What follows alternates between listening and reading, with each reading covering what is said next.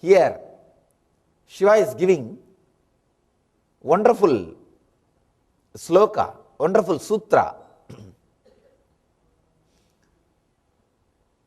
which can create the new understanding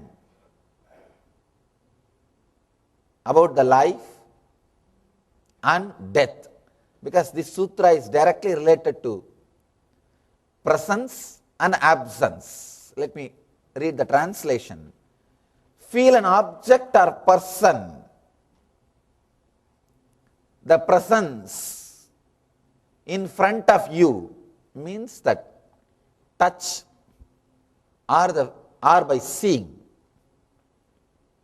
through your eyes. Feel the presence. The next word says,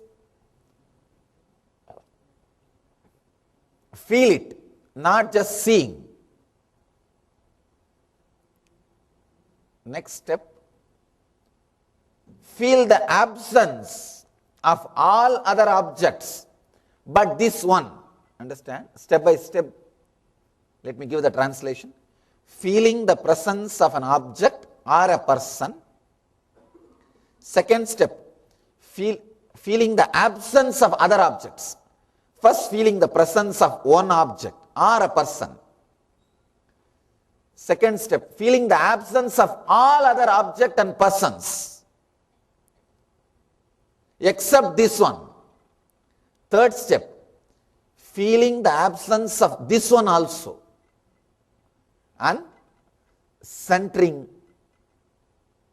on yourself. Realize, paramastitihi, dhyayato layaha. Let you disappear into enlightenment, into the state of meditation.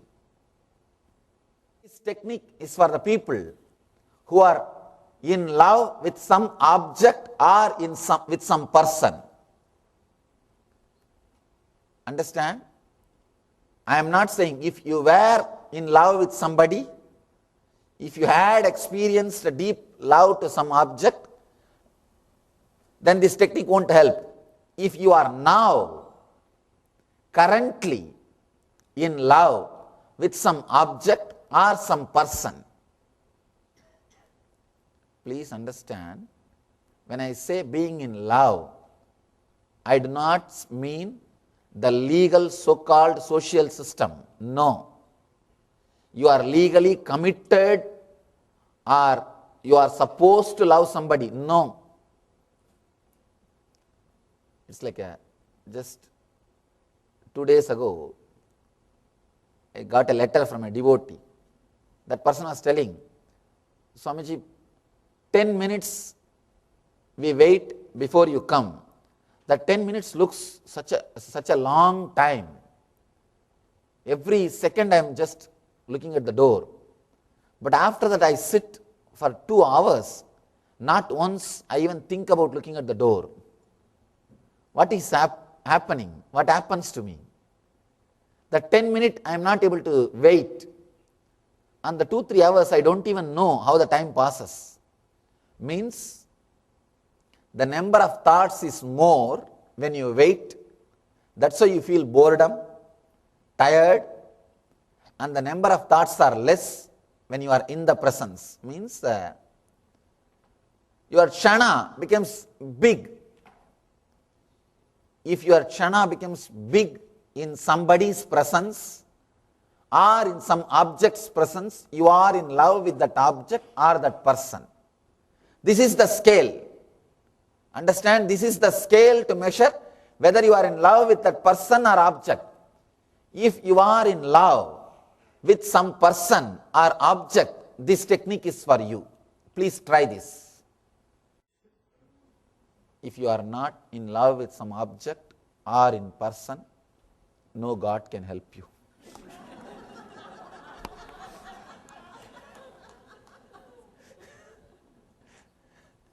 Not only Shiva, nobody can help you.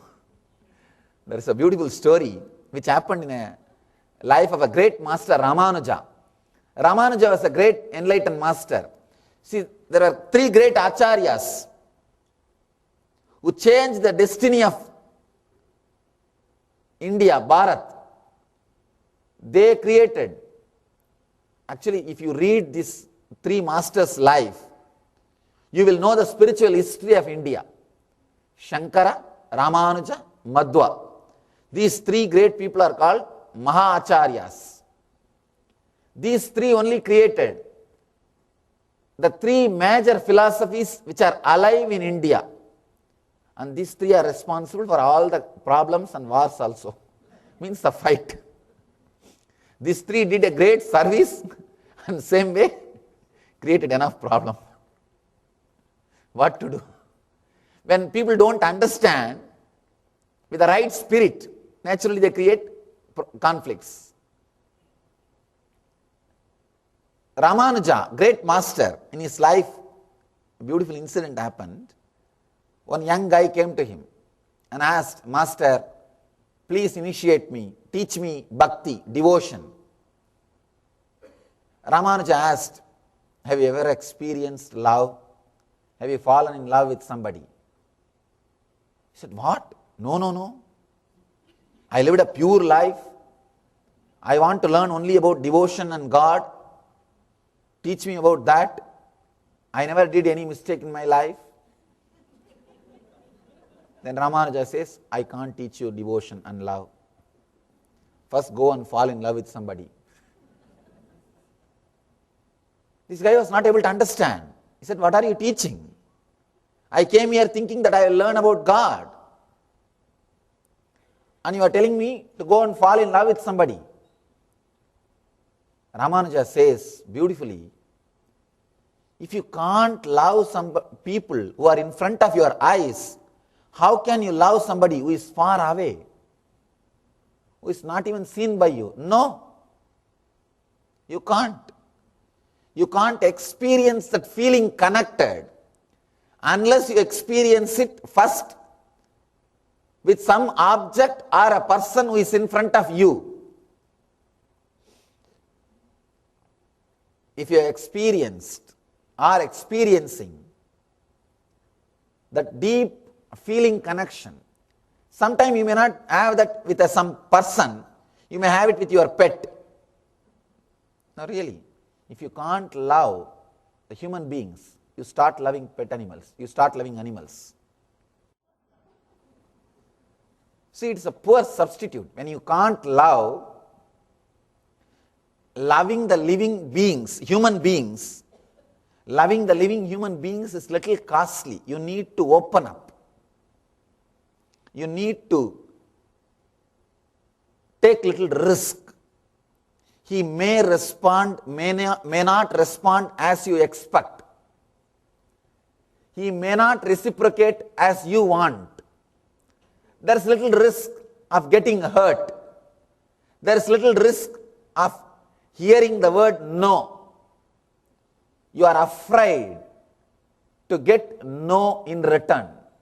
The fear of no, you never open up. Just because of fear of no, you stop opening up. You are frozen. You are completely frozen. The fear of no stopped the growth in your being, the emotional level. You are dead. You are frozen. That is why now you want pets. Pets can't say no because you are giving food, all their basic needs, and they don't know also how to say no. And you have your own interpretation. I heard that there is a separate yoga, even counseling for pets. God. They would have lived such a natural, wonderful life. In our ashram, we have many animals. Lot of dogs, cats, all of them just running around, roaming around. You will be surprised. Snakes, cat, dog, all of them eat from same plate. Same plate, stay in a same ambience. They all see each other. They live around. And they are completely relaxed and comfortable. They are never bound or chained. They are not taken to any doctor. No other so-called cares are given except food. Nothing else is done. And they are there. And I was shocked here, these pets are taken for yoga, some counseling, although I can't understand anyhow. Huh? Psychiatrist also. God. Poor psychiatrist.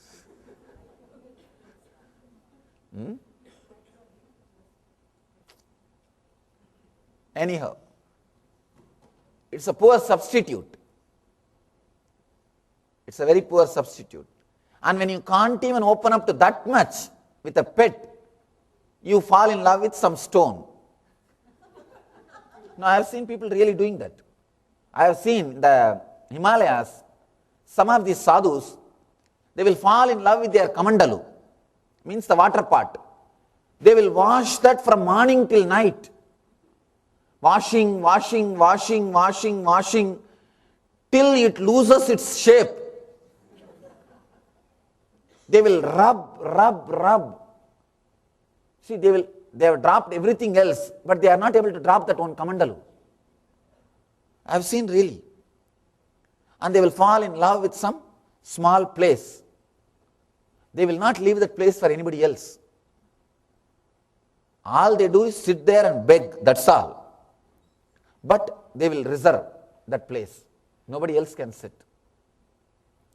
You fall in love with something. But actually, that is much better than not falling in love with anything at all. The first choice is human beings. And the second choice is pet. Third choice, at least some stone or something. Okay. Learn to open up. Learn to relax. When you are in love with something, you stop thinking about you. You start thinking about that person or object. The attention is shifted. The energy is shifted. Constantly thinking about you creates so much of suffering in you. Just see. You suffer, you feel loneliness, depression, when you are constantly thinking about you. Just reduce a little bit. Stop the energy, flow towards that direction of constantly thinking about you. Find out something which will make you forget yourself. No drugs. I am not telling you. Drugs will make you forget yourself. No, but that is not going to help. That is not going to give you the eternal solution. No. That is not going to give you the solution. No. You will become more and more dull. When you are in love with some person or object, you may use this technique to achieve enlightenment. Let me repeat the sloka sutra, then we will enter into the translation. Understand the technique more clearly. He says, first feel an object or that person before you. Understand? Just to see, if you see through two eyes, it is enough. But to feel, you need to use all three eyes. Third eye also. If you see the kids seeing the rose or a teddy bear, you see how the kid feels the teddy bear. He doesn't just see, he feels it. You can see how his eyes become big. Almost he feels connected to the teddy bear. He feels completely connected. If you try to take it away, you will see the fun. You will see the drama he creates. He feels that the toy is just part of him. So you need to feel that close with some object or that person. It will happen only when your third eye opens, means only when your logic is absent. You can see when you are in love with somebody, when you are in love with some object, your eyes will be bright when you look at that person. Practically your whole being will be looking through your eyes. Through your eyes. You will feel it. First, sit with that person or the object, just feel it. Feel that object or the person through your whole being, through the whole body, through the whole energy. Just feel. Just be completely lost. Feel only that object or that person. Second thing, important thing, feel the absence of all other objects and persons but this one. I am reading the original sutra, original translation, so that you will understand. Actually, this sutra can be translated in so many ways. I really feel sorry for my poor translation, because I don't have more words.